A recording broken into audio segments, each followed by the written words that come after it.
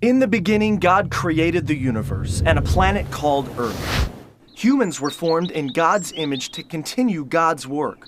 But soon, humans decided we want to live our way, not God's. Selfishness and violence filled the world, so God started over with just one family. And God made a covenant with a man named Abraham. The land around you is now yours. Your family will be my blessing to the entire world. In just a few generations, they grew into a large nation named Israel. The Egyptians became fearful and forced the Israelites to be their slaves. Through a humble leader named Moses, God led the Israelites in a great exodus back toward their promised land. Along the journey, God gave laws and commands to help the Israelites follow God's ways.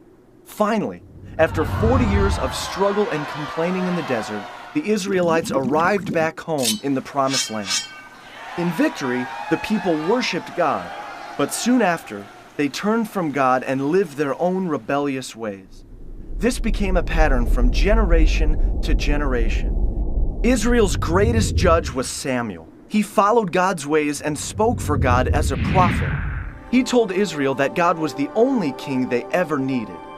But they desired to be like the corrupt nations surrounding them and insisted, "We want a human king who we can see to rule over us just like the other nations." So Samuel found a man named Saul to be Israel's first king. His reign began well, but before long, Saul stopped following God's ways and made many bad decisions. So Samuel told Saul, "Because you have turned your back on God, God has rejected you as a king." Samuel's search for the next king led to a courageous young shepherd boy named David. When David grew up to be king, God blessed him and the Israelites greatly. But David was not perfect. He had an affair with a married woman and committed a murder to cover it up.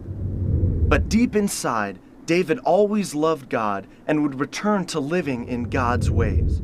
Known as the poet warrior, he wrote music to God called psalms, heartfelt expressions of prayer, struggle, and thankfulness. After many years as king, David gave the throne to his son Solomon. God also told David, "One day, one of your descendants will rule with a kingdom that will never end." Solomon succeeded his father David, becoming the richest king in Israel's history.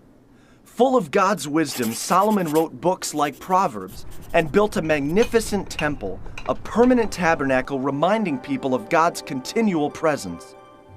But Solomon strayed from God, marrying corrupt wives who led him into worshiping false gods. Civil war broke out, dividing the country into a northern kingdom called Israel and a southern kingdom called Judah.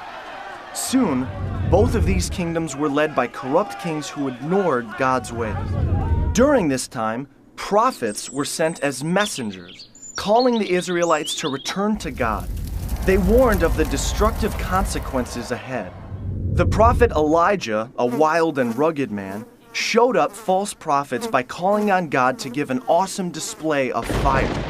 The prophet Elisha followed him, bringing a boy back to life by causing him to sneeze. These prophets challenged the Israelites and their kings to return to God's better ways.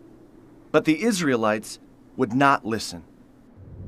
Distracted in their own rebellion, other nations swept in and conquered both of the kingdoms of Israel and Judah. God's people were forced out of the promised land, and many were taken away to be slaves once again. The temple was destroyed, and the people lost everything. This was a time called the exile, where many of the Israelites, now called Jews, were scattered across different lands. One prophet named Daniel was sent to a city named Babylon. The law demanded that everyone pray only to the king of Babylon, but Daniel refused and prayed to God 3 times a day.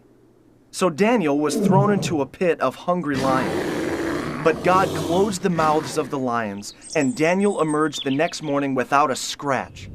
Though scattered, God was still watching over the Jewish people, and God gave them hope, speaking through the prophet Jeremiah's words. "I'll make a new covenant with the people of Israel, returning them to the promised land and filling their hearts and minds with my ways." 60 years later, this hope was realized. The Persian Empire freed the Jewish people to return to their promised land. a small number gathered back in the capital city of Jerusalem, and a new, smaller temple was built under the leadership of Ezra. Reunited, they celebrated and shouted with joy. But the elders wept in remembrance of what was lost.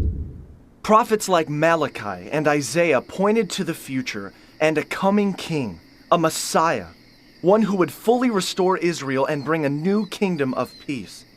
So the Jewish people waited and hoped, and God would not speak through the prophets again for 400 years.